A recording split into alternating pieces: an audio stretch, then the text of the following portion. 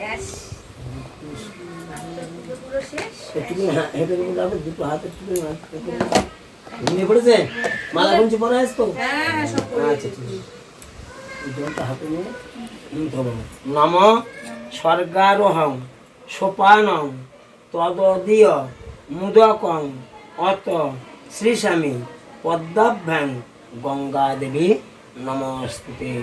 জলটা মাথায় ছিটিয়ে দাও, ছেলের মাথায় ছিটিয়ে দাও। হ্যাঁ, হাত জোড় করে বলো নম সদ্য পাতক সংহন্ত্রী সদ্য দুঃখ বিনাশিনী সুখদা মোক্ষদা গঙ্গা গঙ্গৈব পরমং গতি।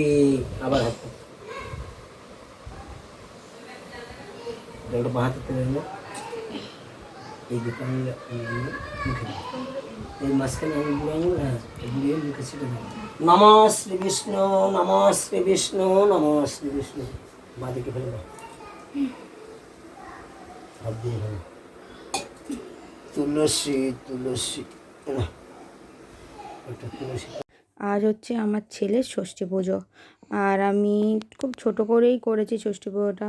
সবাই আমাকে বলছিল যে মানে মন্দিরে করে নিতে, কিন্তু আমি করতে চাইনি। আমি ভাবলাম কি ঠিক আছে, আমার ছেলে বাড়িতে এসছে, তাই জন্য মানে আজকে আতুরটা কাটানো হলো। তো ওই জন্য ভাবলাম বাড়িতেই ছোট করে যা হোক করে কয়েকজনকে বলেছি, মানে যে বৌদি কটা আমাকে সাথ দিয়েছিল, এই 3টে বৌদিকে, তাদের বাচ্চা কাচ্চা, আর আমার বাবা, আর আমার পাশের বাড়ি যে পুচকা পুচকি আছে ওরা, আর ওর মা, আর হচ্ছে আমি একটা বান্ধবী, যে বান্ধবীটা আমাকে হসপিটালে নিয়ে গেছিলো, তো তাকে, তো তার মেয়ে স্কুলে পরীক্ষা চলছিল বলে সে আর আসতে পারেনি। তো এই কয়েকজন মিলেই, এই মানে 10-12 জন মতন মিলেই আমার ষষ্ঠী পুজোটা করেছি। কারণ আমি চাই না যে আমার বাচ্চা এটা বড় হয়ে মনে করুক যে মা আমাকে একা মানুষ করেছে।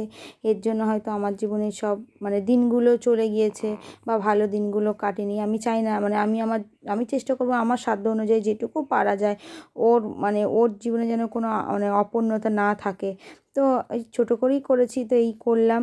তো এই যে খুব আনন্দ হলো আজকে, তো আমার বাচ্চাও সবার থেকে আশীর্বাদ পেলো, আমারও খুব ভালো লাগছিলো। তো এই করেই দিনটা কেটে গেল।